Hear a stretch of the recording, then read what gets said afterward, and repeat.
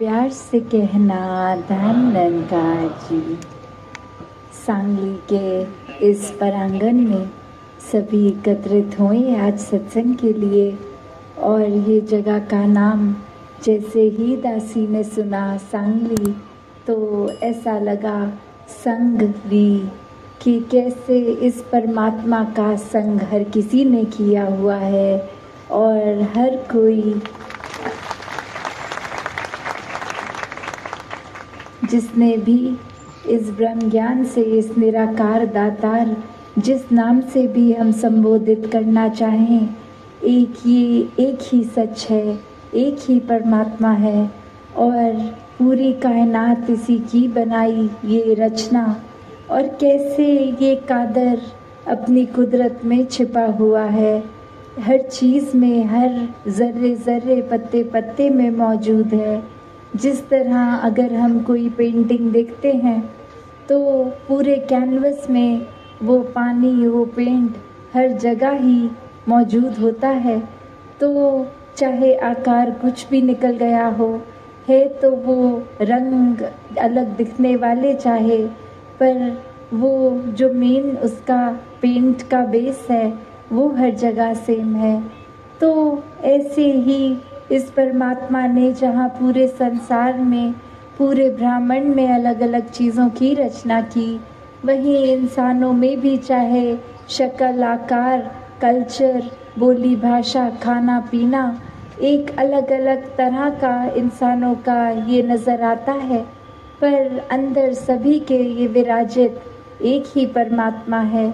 इसी से हम सब जुड़े हैं। तो बात यही कि भक्तों ने हमेशा से समझाया है कि इस जीवन में ये सांसें जब तक चल रही हैं इस मनुष्य के शरीर में, तो उसी समय इस परमात्मा की प्राप्ति हो सकती है, वरना किसी और योनि में ये संभव नहीं है।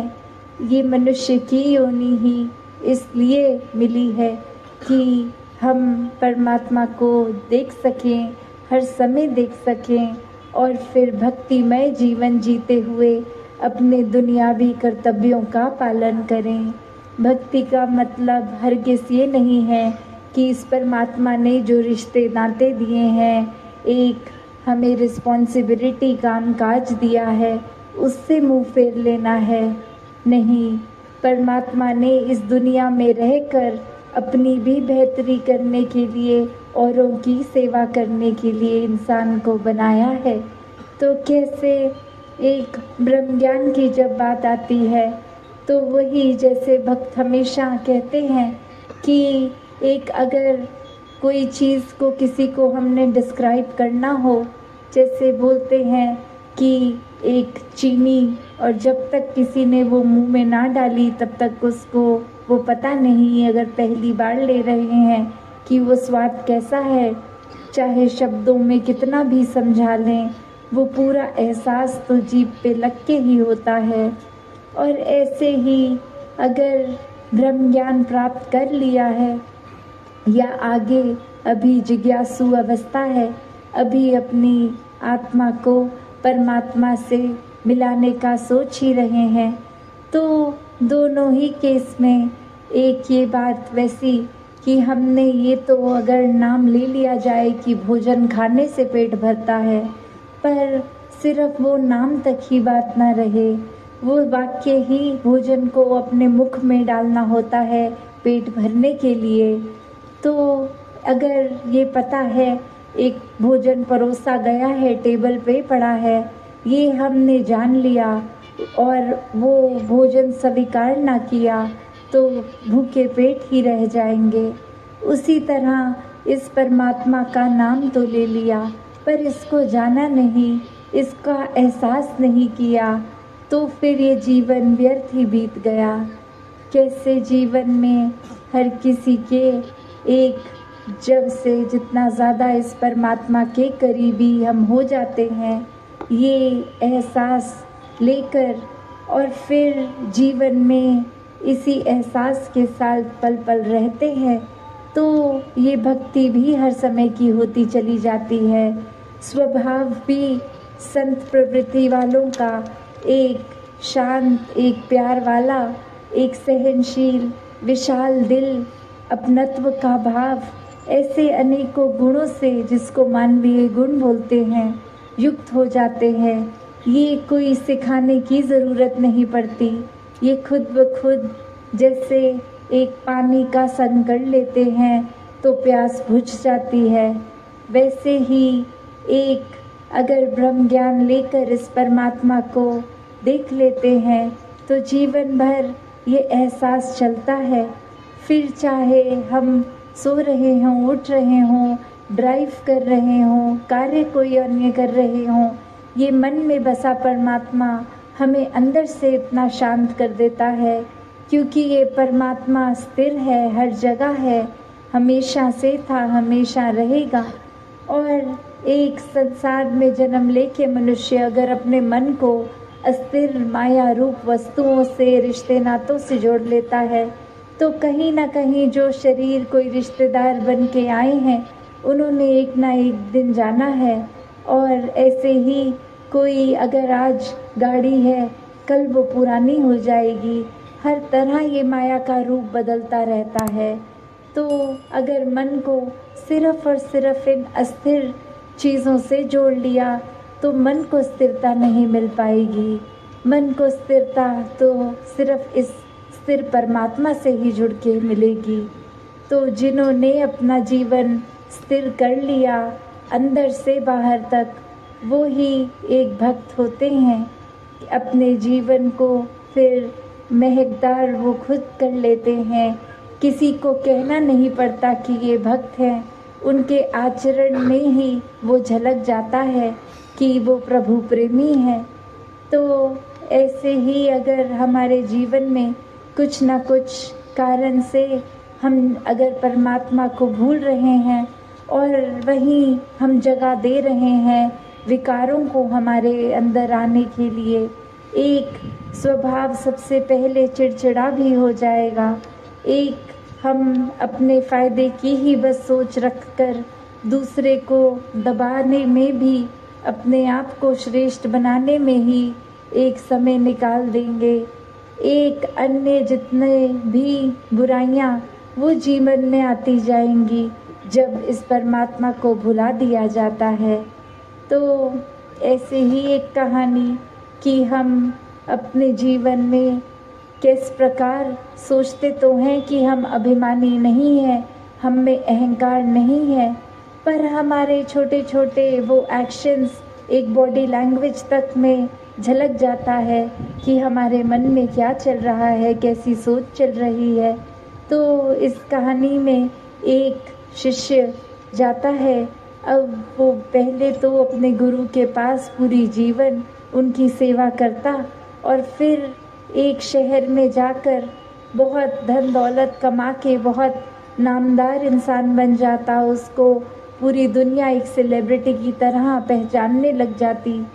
तो कैसे वो कुछ सालों बाद वापस अपने गुरु के पास अब आया और एक बहुत ही पैसों से भरी बोरी एक सामने रखी कि वो उस तरह रखते ही वो गुरु ने अपने शिष्य को देखकर कहा कि इतने शोर क्यों मचा रहे हो। और वो शिष्य सोचने लगा कि मैं तो कोई बातचीत भी नहीं कर रहा, मेरे तो इसमें कागज़ रूपी नोट है, कोई एक लोहे रूपी सिक्के भी नहीं कि छनक हुई हो और आवाज़ आई हो, तो शोर किस बात का गुरुजी कह रहे हैं। तो वो आगे से गुरुजी समझाते हैं कि ये दिखावे का शोर, ये अहंकार का शोर, कि मन में तो भाव ये था कि सेवा भाव से नहीं, समर्पित भाव से वो एक धन समर्पित नहीं किया जा रहा था, पर ये दिखाने वाले कि मेरे साथ जो सेवा करते थे वो वहीं के वहीं रह गए हैं। मैंने संसार में कितनी उपलब्धि ले ली है, एक मेरी एक महिमा हो गई है, मैं कोई इम्पोर्टेंस रखता हूँ इस दुनिया में, मुझे पहचानने वाले बहुत हो गए हैं। तो ऐसा भाव वो जब गुरु ने उस लिए ही पहचान लिया क्योंकि एक वो झलक गया मन का भाव। तो कैसे चाहे वो शोर रूप तो आवाज़ नहीं आई, पर फिर भी वो अहंकार का शोर और ऐसे न जाने कितने ही शोर हम इंसान अपने अंदर पाल लेते हैं। हमें पता भी नहीं लगता अक्सर कि हमारा कोई व्यवहार ही किसी और को दिल को एक तड़पा रहा है, हमारा व्यवहार एक किसी और के लिए नुकसानदायक बन रहा है। बस इसी में लगे हुए हैं कि हमसे ज़्यादा तो बल किसी में नहीं है, हमसे ज़्यादा ही बुद्धि तो किसी में नहीं है। हम जितने श्रेष्ठ हैं उतने तो और कोई एक इंसान भी हमारे मुकाबले का नहीं है। तो जहाँ एक परमात्मा की बात आती है, परमात्मा को तो वही भाते हैं जो अपने मन से समर्पित होते हैं, अपने अहंकार को त्याग के सिर्फ हर एक से प्यार करते जाते हैं। और वही इंसान ये जानते हुए भी कि परमात्मा को एक प्यार के साथ ये नाते में रहना है, इस प्यार के रिश्ते को परमात्मा स्वीकार करता है, फिर भी हर पल लगता है किस प्रकार अपनी ही अहमियत बनाई जाए, खुद को एक अहंकार से चूर। अक्सर ये भी नहीं पता लगता फिर कि क्या बोल रहे हैं, शब्द कैसे निकल रहे हैं, ये टोन मुंह की कैसी निकल रही है। एक हमारे शरीर में वो अकड़पन आ रहा है, हर किसी के साथ हम सेंसिटिव नहीं हो रहे हैं, हमारी कोई बात किसी और के लिए कोई ट्रॉमा बन रही है, किसी के जहन में ऐसे एक दिमाग में असर आ रहा है कि उनको बहुत ही हमारी वजह से पीड़ा हो रही है। तो जो भी अपने आप को इस परमात्मा से जोड़ के रखता है वो जाने अनजाने कभी भी किसी के लिए पीड़ा का कोई ऐसा काम नहीं करता, क्योंकि सारे एक्शन, सारी सोच, सारे कर्म, सारा व्यवहार इस परमात्मा के ही आसपास केंद्रित रहता है। और जो सच्चे मन से इस परमात्मा के साथ, इस निराकार के साथ जुड़ते हैं, उनके मन में फिर किसी के लिए भी कोई बुरी बात नहीं ठहरती।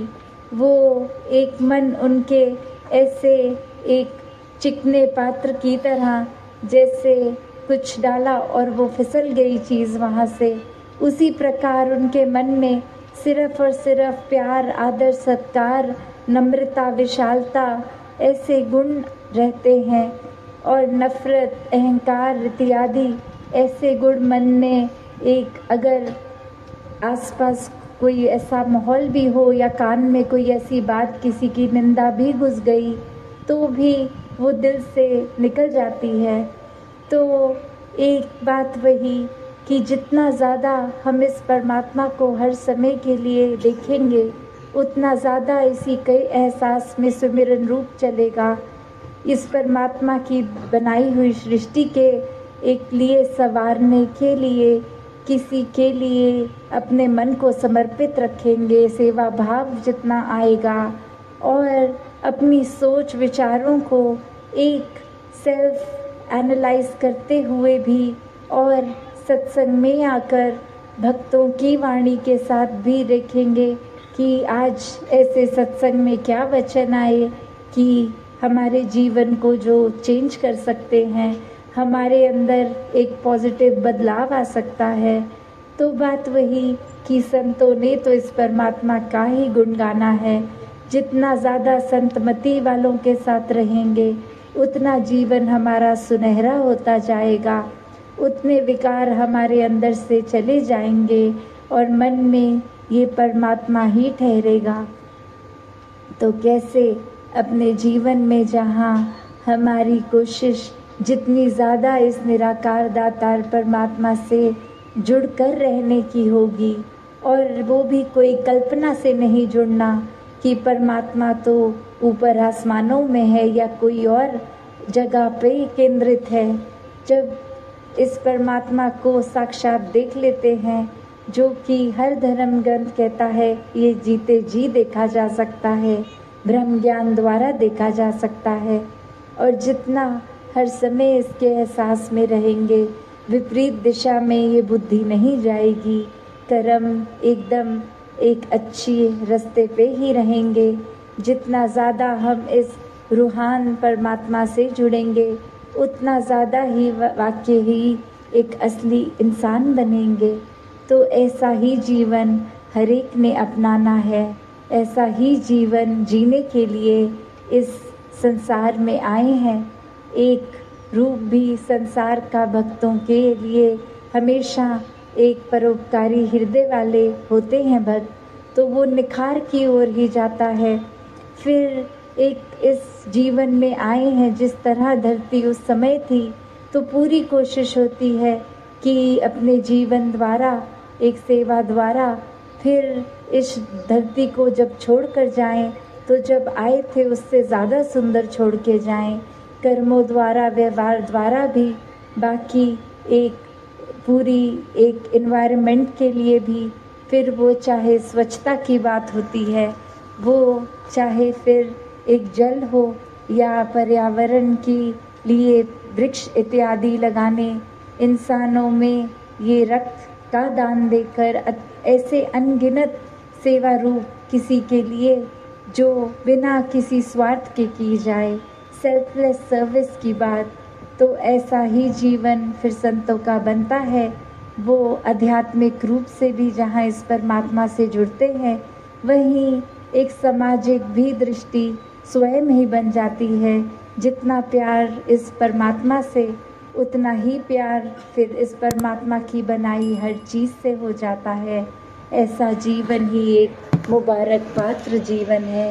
हर एक का ऐसा ही जीवन बनता चला जाए। सत संगत जी, धन निरंकार जी।